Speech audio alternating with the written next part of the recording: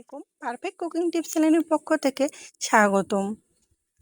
আজ আমি আপনাদের সামনে নিয়ে এসেছি রসমালাই রেসিপি। আশা করি রেসিপিটি ভালো লাগবে এবং উপকারে আসবে। আমি চুলার উপর একটা কড়াইয়ে গাভীর দুধ দিয়ে দিচ্ছি 2.5 লিটার। এটা আমি কিছুক্ষণ জাল করব এবং সবসময় নাড়তে থাকবো। দুধটা বলক আসার আগে আমি এর মধ্যে একটু লেবুর রস চিপে দিয়ে দিব। লেবুর রস চিপে দিয়ে চুলার আঁচটা একটু কমিয়ে রাখবো।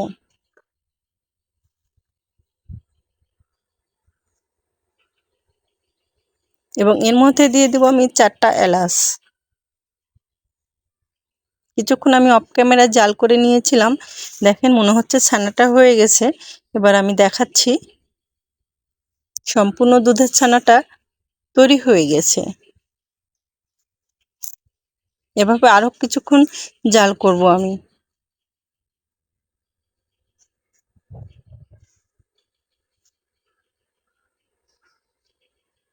এবার এটা আমি নামিয়ে নেব। একটা পাতলা কাপড়ের উপর সবগুলো দুধ আমি ঢেলে দিব। পানিটা ঝরে গেলে এর মধ্যে আমি হালকা ঠান্ডা পানি অ্যাড করে দিব। অর্থাৎ ঠান্ডা পানি আমি উপরে ছিটিয়ে দেব। বেশি না, অল্প কিছু। এবং এটা আমি মুড়িয়ে কিছুক্ষণ রেখে দেব। 10-15 মিনিটের মতো রেখে দেব এভাবে। তারপর এটা আমি খুলে নেব।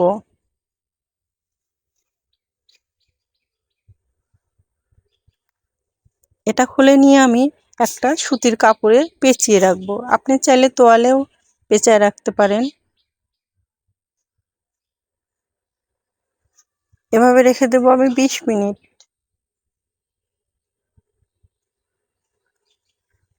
20 মিনিট পরে আমি ফিরে এলাম। এবার এটা আমি খুলে দেখব।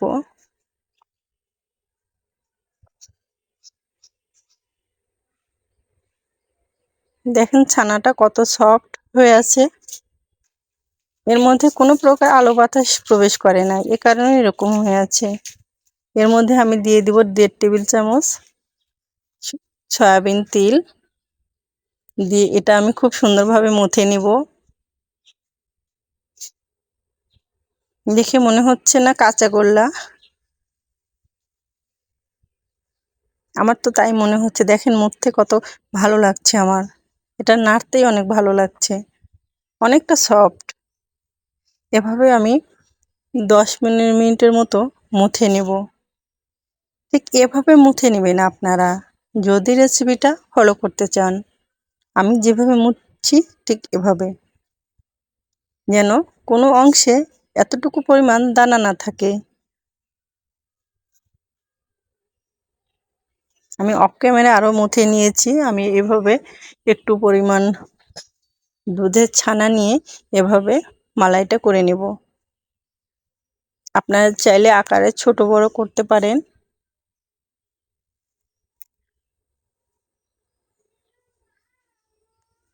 এবং যদি মনে করেন যে মোটা হয় নাই তাহলে এভাবে করতে পারেন। দেখেন কতটা সফট। এভাবে একটু একটু করে নিয়ে মুথে নিয়ে আবার আপনি মালাইটা করতে পারেন। এবং বানাতে বানাতে যেটুকু থাকে মাঝে মাঝে সেটুকু আবার ভালোভাবে মুথে নেবেন।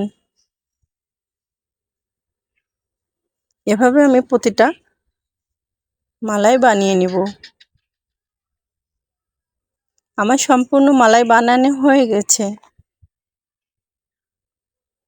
মালাই বানানোর সময় আমি একটা কড়াইয়ের মধ্যে চুলার উপর পানি বসিয়ে দিয়েছিলাম গরম করার জন্য, অর্থাৎ পানিটা ফোটার জন্য।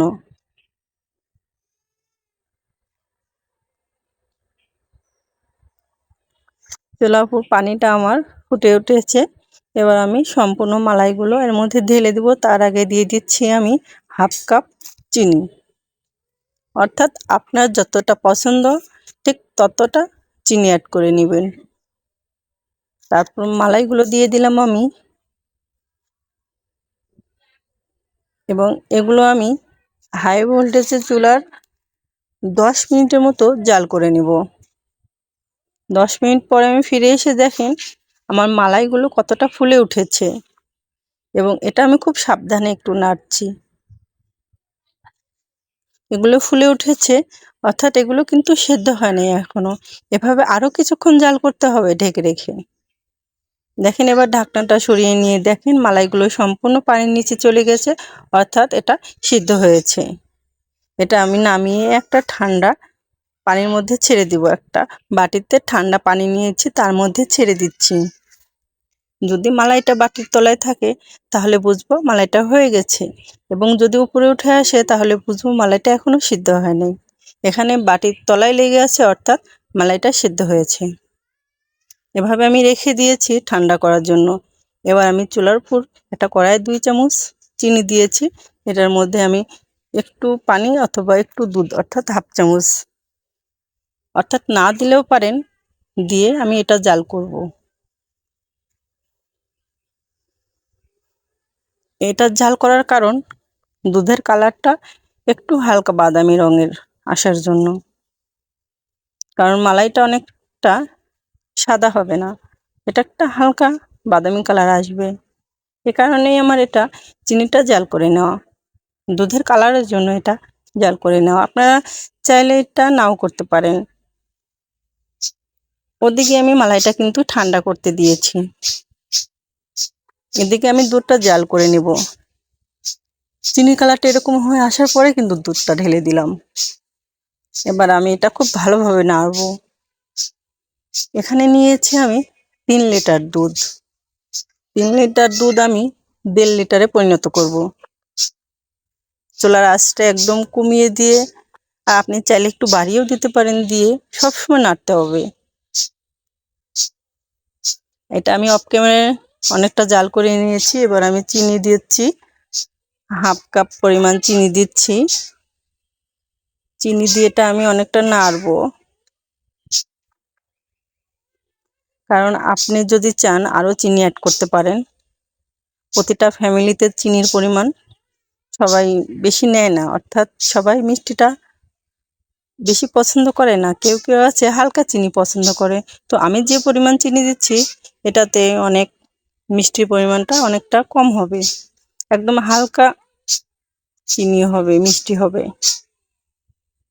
এভাবে আমি অনেকটা জাল করে নিচ্ছি দুধটা।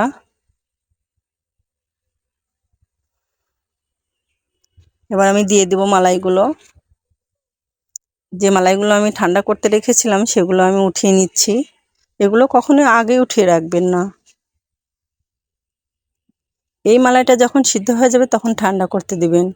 ঠান্ডা করতে দিয়ে এদিকে আপনি চুলায় দুধটা জাল করে নেবেন।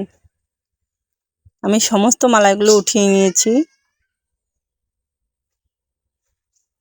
এবার আমি দুধের মধ্যে সমস্ত মালাইগুলো ঢেলে দেব, দিয়ে এটাও আমি ঢেকে দিয়ে হাই ভোল্টেজে 10 মিনিট জাল করে নিব। আপনারা ভিডিওটা যদি ভালো লাগে বা কেউ শিখতে চান বা বাসায় তৈরি করতে চান, তাহলে 1 মিনিটের জন্য হলেও স্কিপ করবেন না, তাহলে অনেকটা ভুল হবে। কারণ মালাই বানানোটা যেমন ইজি তেমন কঠিন। দেখেন বলক উঠে গেছে, ঠিক এভাবে সাবধানে নাড়তে হবে।